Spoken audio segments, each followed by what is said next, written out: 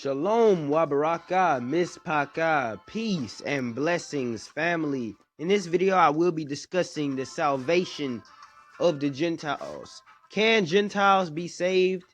What does it take for a Gentile to be saved? I will answer all of them questions in this video. And let's just get to the point. Yes, Gentiles can be saved. It is very possible for Gentiles to be saved. Of course, not all Gentiles will be saved because a lot of Gentiles still carry on abominations, worship false gods, and a lot of Gentiles will die. Most Gentiles will die. Yes, we have to, we have to tell that. And don't forget that, a lot of Gentiles will be our captives and servants and handmaids in our land. When we go back to the kingdom, they're going to be our captives and servants. Some of them are oppressors, the ones that oppress us. But not all Gentiles oppress us, because we think that all Gentiles oppress us. That's not true. Some Gentiles actually lean toward Israel, and help Israelites wake up. You got Gentiles coming into the truth, telling black man and black woman, you are the Israelites. And then at the end of the day, they're doing his laws. They're turning to the Most High. There are some Gentiles that are turning to the Most High and doing his commandments and worshiping him. Those are the Gentiles that will be saved. And I'll be discussing this in this video. And if you still disagree after watching this video, you are disagreeing with the words of the Most High, because that is all that I'm putting out in this video. And you can still have hate in your heart for these Gentiles at the end of the day, but it doesn't matter, because we are the ones who got ourselves in this situation. We went into captivity for our wrongdoings, and the Most High sent them against us. It's not like they're just evil, and because don't forget, every nation had us in slavery, not just the white man, because we've been thinking that the white man was the only man, it was the only people who ever oppressed us and everything. Everybody has oppressed us at one point in time, but this is because we just, our minds are screwed up as a people. Israelites, we have very screwed up minds. It's like we can be told to do something and we just do the complete opposite. It's like, why? And for that, we just get punished. But let's just get into it. I've been talking too much. Let's just get into it. Let's go to the book of Yashayahu, Isaiah chapter 42 and verse 6. It says, I, Yah, have called thee in righteousness. So who is the Most High talking about? He's talking about the nation of Israel. He said he called us in righteousness and will hold thine hand. That means he will lead us. He will be a father to us. When you are crossing the street with your father hold your hand when you was a kid, That's how Israel was. That's how the Most High deals with Israel. When we cross the street, metaphorically, we are still children. We have childlike minds as a people. That's why we're called the children of Israel. When we cross the street, the Most High will hold our hand. That's how it is. It says, I will hold thine hand and will keep thee and will give thee for a covenant of the people, for a light to the Gentiles. Hold up. He said, I will keep thee and give thee for a covenant for the people, and give thee for a covenant of the people. Pay attention to that part first. The Most High only made a covenant with Israel, only chose Israel, and is Elohim to Israel and no one else. Think about that. But why? Why did the Most High choose us? Simply to be a big brother to these other nations. Simply to set an example for these other nations. Simply to guide these other nations. We're supposed to be a light to the Gentiles. See, it says, for a light of the Gentiles. What does that word light means? When you see that word light, don't think about the sun, moon, or stars. Think about a path. Think about a revelation. Think about the truth. Think about the way. Think about understanding. That's what the word light means right here. For a light of the Gentiles. So the Gentiles can see, because the Gentiles have went astray. Since the time of the Tower of Babel, the Gentiles have been going astray. That's why the Most High chose Israel, so we can be an example for these other nations. Because if you haven't noticed yet, Gentiles copy us. They copy our way of dress. They copy The way we carry ourselves, they copy our music, they copy our hair, they burn their skin so they can look like us. They copy us. They make their butts big. Their women make their butts big. You know, they copy us because we are the example. If you haven't noticed yet, we have always been the example for the other nations. If we were to just do what we were told to do, the other nations would do the same.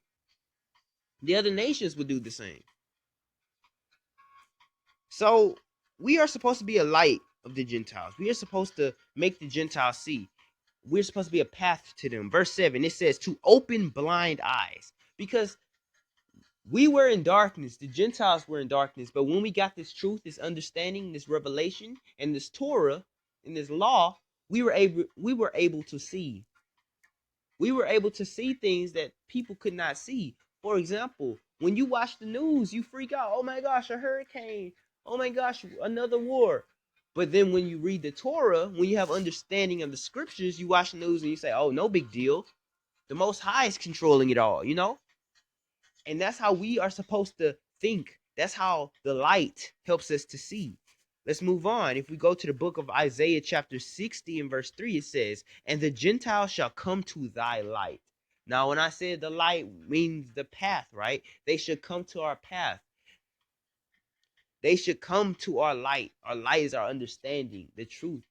Don't you see so many Gentiles finding out that we are the children of Israel? So many Gentiles are finding this out, and they are getting on YouTube and telling people that we're the Israelites.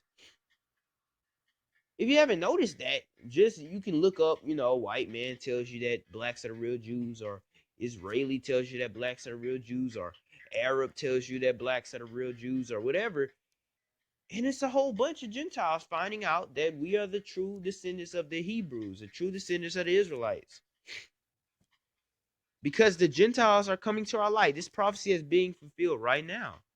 And look at this. It says, and kings to the brightness of thy rising. Now, who are the kings of the earth right now? That's the elites. That's the people who are monopolizing this system. They are finding out that we are rising as a people. And our brightness is our revelation to the truth. That is what it is.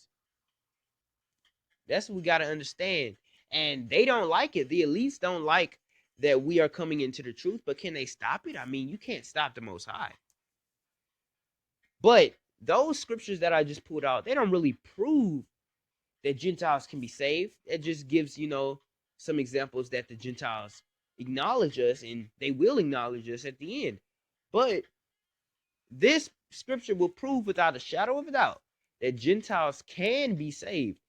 In fact, I was on Instagram and I saw this IUIC member who I've been following and learning a little from him, and he posted a meme where it said all Gentiles will die and burn and be punished, you know. And I said, well, that's not, you know, accurate according to the scriptures, because I showed him Isaiah 56 and I said, what do you think about this? Did he reply? No, he didn't reply at all. All he did was block me. He blocked me like an immature, you know, little child. But this scripture really does prove it all, you know. Let's get into it. Isaiah chapter 56 and verse 6. Also, the sons of the stranger. Now, who is the stranger? The stranger are the other nations, the Gentiles, okay? That join themselves to Yah, okay?